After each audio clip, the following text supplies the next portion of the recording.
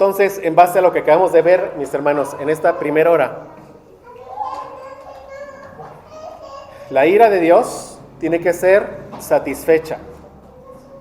Y algunos se preguntan, ¿cómo es posible que Dios necesite algún tipo de satisfacción antes de poder perdonar? ¿Y de qué forma es que Jesús, ¿verdad?, proporcionó o Él satisfizo la ira de Dios al ser Él nuestro sustituto? Entonces, pero hablemos primero del primer término, la satisfacción. Y varios teólogos a lo largo de la historia han desarrollado este término o han querido explicar esto. Y ellos veían varios obstáculos de lo que tenía que ser eliminado para que Dios pudiera perdonar a los pecadores. Ellos veían que por un lado quizás sea Satanás el que tenía que pagársele algo a Satanás. Otros decían que la ley misma tenía que ser satisfecha. Pero lo que vamos a ver nosotros es que el principal obstáculo para que Dios nos pueda perdonar se encuentra en Dios mismo. Dios mismo es quien tiene que satisfacerse, Él, en lo que Él es, en su carácter y en su persona. Y hablando de lo que estamos hablando es que en su santidad y en su justicia.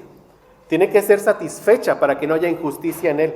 Satisfecha para que pueda perdonar a pecadores que merecen la condenación. ¿Sí, mis hermanos?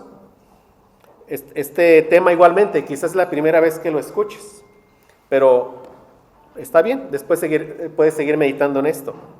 Entonces, como ya dije, en esta iglesia del primer siglo, ellos pensaban en una necesidad de satisfacer al diablo. Así lo empezaron ellos como que a elaborar. Y eso tuvo una gran aceptación, que la cruz de Cristo fue de nuevo como un pago para Satanás. Entonces, pero esto evidentemente tiene varios errores. Ellos le atribuyen al diablo un poder mucho más grande de lo que él tiene. Sabemos, Satanás es rebelde, el ladrón es usurpador, pero lo veían como si él hubiera adquirido ciertos derechos sobre la humanidad. Como si cuando él engaña a la mujer y el hombre al caer en pecado, como que si ahí ya, por así decirlo, Satanás fuera el dueño de la humanidad. Así es como lo veían ellos, ¿sí? Y que por eso tenía que hacérsele un pago a Satanás para poder rescatar a aquellos que estaban bajo su poder. ¿Me estoy explicando? Y ese pago era, ¿cuál? La muerte de nuestro Señor Jesucristo. Pero sabemos que eso evidentemente no es bíblico, pero es bueno ver cómo se iban desarrollando las doctrinas. Otra que es muy interesante en cuanto a la satisfacción que algunos teólogos desarrollaron, ellos pensaban que era necesario satisfacer a la ley. Esta es bien interesante. Sabemos que el pecado es infracción ¿de qué? De la ley, ¿sí? Y sabemos que la ley no se puede ignorar impunemente. Si se transgrede la ley debe haber ¿qué? Un castigo. Entonces, ellos decían, tenemos que apoyar, por así decirlo, la dignidad de la ley. La ley misma tenía que ser satisfecha. Vamos a ver un ejemplo en las Escrituras, se los voy a ir leyendo, para que nos quede claro este concepto y de alguna forma el cómo lo veían ellos. Mire, una ilustración de esto la encontramos en el relato del rey Darío, en el libro de Daniel, en el capítulo 6. No lo busque, se lo voy yo leyendo. Sabemos que el rey Darío designó a 120 sátrapas. O sea, ¿qué eran estos? Eran los gobernadores de Babilonia. 120 gobernadores de Babilonia. Y puso a 3 administradores sobre estos 120 gobernadores. Y uno de esos 3 administradores era Daniel. Pero Daniel se destacaba entre los 3. ¿Sí? De tal forma que el rey pensaba en promover a Daniel por encima de ¿qué? De todos. ¿Eso qué provoca en los demás? Celos, envidias. Y ellos empiezan a tramar cosas ¿para qué? Para eliminar a Daniel. Entonces ellos lo observaban, esperando encontrar en él algún fallo para irlo y poderlo acusar. Dice Daniel 6:4, no podían hallar ocasión alguna o falta porque él era fiel Vean, dice, y ningún vicio o falla fue hallado en él. O sea, Daniel tenía un testimonio, gracias a Dios, ¿verdad? Para la gloria de Dios. Pero entonces ellos observan su vida privada. ¿Y qué encuentran en Daniel? ¿Qué hacía Daniel? Él tenía la costumbre de orar 3 veces al día. Él oraba ¿en qué? En el aposento alto. ¿Qué es esto? Una recámara que estaba en una planta alta. Y oraba dirigiendo sus manos ¿hacia dónde? Hacia Jerusalén. Porque sabían que en ese tiempo del antiguo pacto, la gloria de Dios estaba donde estaba el templo. En ese momento estaba el templo destruido. Pero ellos oraban con sus manos hacia allá. De tal forma que cualquiera que pasaba lo podía ver. Pero vean, entonces ellos dicen, o sea, la astucia llena de maldad de los que querían que eliminara a Daniel. Nos dice Daniel 6:7, dice, o sea, ellos persuaden al rey, que es Ciro, el rey de Persia, para que promulgase, y dice, un edicto real, que cualquiera que en el espacio de 30 días demande petición de cualquier dios u hombre fuera de ti, oh rey, sea echado en el foso de los leones. Y el rey cae en esta trampa, y él pone por escrito un edicto. Y conforme a la ley de Media y de Persia, ese edicto, cuando el rey lo emitía, ya era inalterable. Como lo dice el versículo 9 de Daniel 6, dice, conforme a la ley de Media y de Persia, la cual no puede ser abrogada. Entonces vean, esta publicación de este decreto, ¿y qué decía? Que cualquiera que en el espacio de 30 días adorara a alguien que no fuera el rey, ¿qué iba a pasar? Iba a ser echado ¿dónde? En el foso de los leones. Eso ya había quedado como una ley que no podía ser abrogada. Llega a los oídos de Daniel, pero él no cambia sus hábitos de oración. Él sigue orando a su Dios 3 veces al día. Y como ya dije, él oraba de rodillas y en el aposento alto a la vista de todos. Entonces, ¿qué hacen ellos cuando lo ven? ¿Qué hacen? Pues van con el rey y lo acusan de la desobediencia de Daniel. Y vean lo que dice Daniel 6:14. Cuando el rey oyó el asunto, le pesó en gran manera y resolvió librar a Daniel. Y hasta la puesta del sol trabajó para librarle. O sea, estaba buscando la forma de no arrojar a Daniel ¿a dónde? Al foso de los leones. Pero no podía encontrar una solución a ese problema legal que el mismo rey había creado. Y sus administradores y todos ellos le recuerdan al rey Darío en Daniel 6:15 y le dicen que la ley de Media y de Persia, le recuerdan que ningún edicto u ordenanza que el rey confirme puede ser abrogado. O sea, él busca la forma y le dicen, acuérdate lo que dice nuestra ley, o sea, no puedes hacerlo. Entonces, ¿qué hizo el rey? Contra su voluntad, ¿qué tuvo que hacer el rey? Arrojar a Daniel al foso de los leones. ¿Había triunfado qué? La ley. Bueno, ¿para qué es este ejemplo? Para verlo como una manera en la que pensaban que es necesaria satisfacer la ley. Sí, pero ¿cuál es el defecto en esto? ¿Cuál es el defecto aquí? O lo que no estaban considerando en su momento estos teólogos del primer siglo. O sea, que la ley se desprende ¿de dónde, mis hermanos? Del carácter mismo de Dios. Es decir, no podemos ver la ley como algo separado de Dios. O sea, no podemos imaginarnos a Dios como en un embrollo legal como el del rey Darío. Eso es imposible. O sea, la ley se desprende ¿de qué? Del carácter mismo de Dios. ¿Por qué nos dice el Señor que no tengamos dioses ajenos? Porque lo principal para Dios es su propia gloria. ¿Por qué nos dice el Señor que amemos, ¿verdad?, a nuestros enemigos? ¿Por qué? Porque Él lo vemos en su carácter. Cuando el Señor Jesús entrega su vida para dar vida a nosotros, que éramos ¿qué? Sus enemigos. Porque el Señor nos dice que no mintamos, porque Él es verdad. ¿Sí? O sea, aquí ¿cuál es lo que ellos omitieron? Que no es satisfacer a la ley como algo separado, sino es satisfacer ¿a quién? A Dios mismo, en su propio carácter. ¿Sí me estoy explicando, mis hermanos? Sí. Entonces, la ley es la expresión de su propio ser moral, ¿verdad? Entonces, Dios tiene que satisfacerse a sí mismo. Ese es el punto. Ese es el punto. O sea, no hay nada, o sea, no es nada que sea exterior a Dios, porque es Dios mismo el que tiene que satisfacerse. Él mismo. Y recordemos lo que ya vi ahorita al inicio un poco. ¿Por qué? Porque el mal provoca la ira de Dios. ¿Sí? O sea, a Dios se le describe como siendo provocado a ira a causa de la idolatría de Israel. Cuando dice, le despertaron a celos con los dioses ajenos y lo provocaron a ira con abominaciones. Es decir, el mal inevitablemente provoca la ira de Dios. Esto es inevitable. Si eso no ocurriera, Dios dejaría de ser Dios. Lo provoca. Y lo vamos a ver quizás más claramente con esto para entender un poco la satisfacción de Dios, que es el tema que estamos viendo, del carácter de Dios. El mal, como vimos, el mal que enciende la ira de Dios.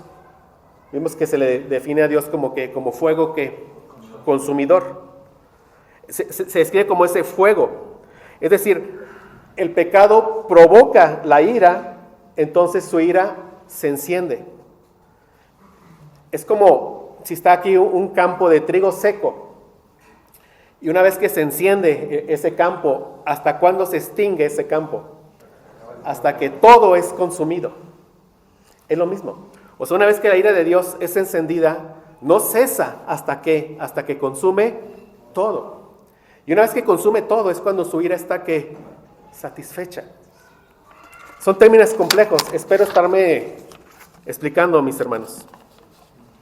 Deuteronomio 9:3. Vamos ahí, por favor. Deuteronomio 9:3. Entonces, miren, el ser moral de Dios, la santidad de Dios, es provocada por el mal, ¿sí? Su santidad. Entonces, su ira se enciende como una consecuencia, ¿sí? ¿No? Es lo que estamos viendo. Entonces, una vez que su santidad, o sea, provoca y su ira se enciende, entonces es como un fuego consumidor y procede ¿qué? A arder hasta consumir el mal, ¿en qué? En su totalidad.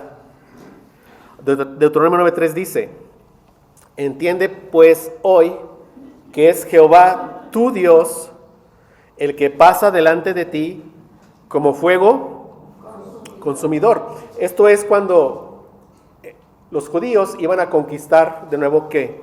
Canaán. Pero ¿qué le está diciendo? Yo soy el que va a derrotar ¿a qué? A los enemigos. ¿Cómo? Como fuego consumidor. Por eso le dije, entiende, ¿verdad? Que es Jehová tu Dios el que pasa delante de ti como fuego consumidor, que los destruirá y humillará delante de ti. Y tú los echarás y los destruirás enseguida como Jehová te ha dicho. Pero le dice, pero entiende que soy yo el que los está ¿qué? Consumiendo. ¿Por qué? Porque habían provocado ¿qué? Su ira. Porque su ira se había ¿qué? Encendido. Y para que fuera satisfecha, ¿qué tenía que hacer? Consumir todo. ¿Sí me explico, mis hermanos? Y mira, y aquí dale gracias a tu Señor Jesucristo. Porque la ira de Dios en el que está en Cristo está satisfecha porque la derramó ¿sobre quién? Sobre su propio Hijo. Se vació completamente, por así decirlo. Pero en aquel que no está en Cristo, aquel que va a morir sin Cristo, y escucha bien, porque quizás esto te anime a compartir una vez más el Evangelio a tus seres queridos. ¿Sabes de qué manera se va a vaciar o a satisfacer la ira de Dios en aquellos que mueran sin Cristo? En un lugar que se llama ¿qué? Infierno. ¿Por cuánto tiempo? Eternamente. Eternamente. De modo que la ira de Dios va a ser completamente satisfecha en su pueblo, en Cristo. En los que no son de Él, en el infierno eternamente, en un fuego que nunca se extingue. Cuando veas esas metáforas, tú piensa en Dios y su ira que está siendo derramada sobre ellos. De tal manera que Dios tiene que satisfacer su ira. ¿Me estoy explicando, hermanos? Pues ese es el lenguaje de la satisfacción.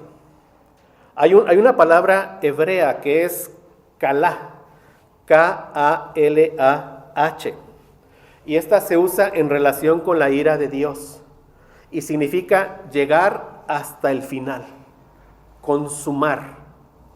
Por ejemplo, vayamos a Lamentaciones 4:11. Lamentaciones 4:11. Entonces te digo, esta palabra kalá es K-A-L-A-H,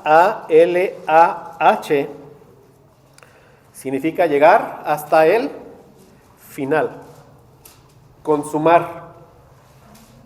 Entonces en Lamentaciones 4:11 dice, cumplió. ¿Sí ves? Ahí la palabra kalá, cumplió, llegó hasta el final, consumó. ¿Qué? Jehová, ¿qué? Su enojo. Derramó el ardor de su ira y encendió en Sión fuego que consumió hasta sus cimientos.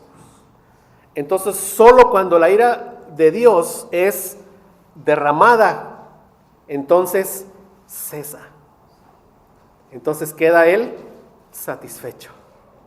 ¿Sí, mis hermanos? Entonces, cuando hablamos del lenguaje de la satisfacción, hablamos de que Dios en su seno mismo, en su ser, es Él quien tiene que satisfacerse. O sea, el juicio de Dios surge en Dios mismo, porque es santo y porque es justo. Es algo que le corresponde a ¿qué? A su propio carácter. Es algo que es inevitable. Si no, dejaría de ser Dios. ¿Sí, mis hermanos? Entonces, hablemos ahora del santo amor de Dios. Del santo amor de Dios. La forma en que Dios perdona a los pecadores y los reconcilia con Él mismo tiene que ser absolutamente consecuente con su propio carácter. Dios tiene que satisfacerse a sí mismo en todos los aspectos de su ser.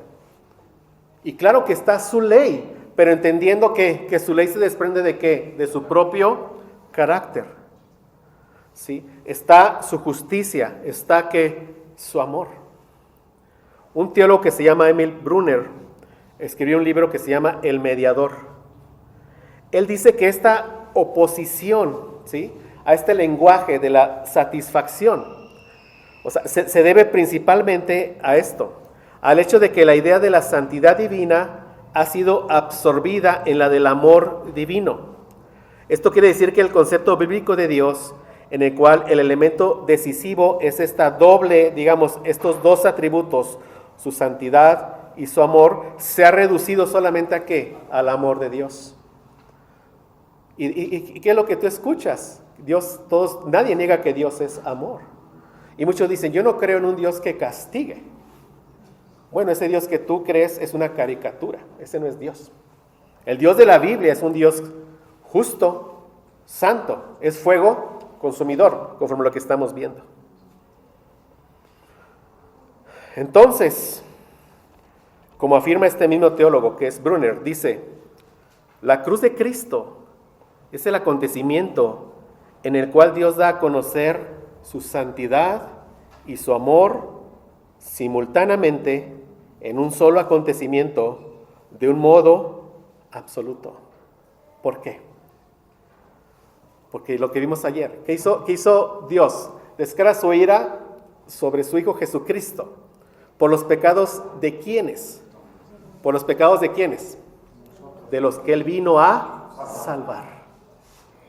O sea, Cristo murió por los pecados de los que vino a salvar. Cristo no murió por los pecados de los que no vino a salvar. ¿Sí, mis hermanos? Entonces, descarga la ira por los pecados de los que Él vino a salvar. Entonces, simultáneamente estamos viendo que la ira de Dios y el amor de Dios. Porque la ira de Dios se descarga para que sea satisfecha, para que pueda derramar entonces todo su amor sobre su pueblo que Él escogió desde la eternidad, que somos nosotros. Amén. Entonces repito lo que dice Brunner. La cruz de Cristo es el acontecimiento en el cual Dios se da a conocer su santidad y su amor simultáneamente, su justicia y su misericordia, en un solo acontecimiento de un modo absoluto. ¿Por qué absoluto? Porque su ira fue completamente satisfecha y nuestra salvación fue total, completa. Gracias a Dios. Entonces, cuando hablemos del amor de Dios, hablemos del santo amor de Dios. Eso nos va a librar de caricaturas de la persona de Dios. Eso nos va a llevar a hablar del Dios de la Biblia.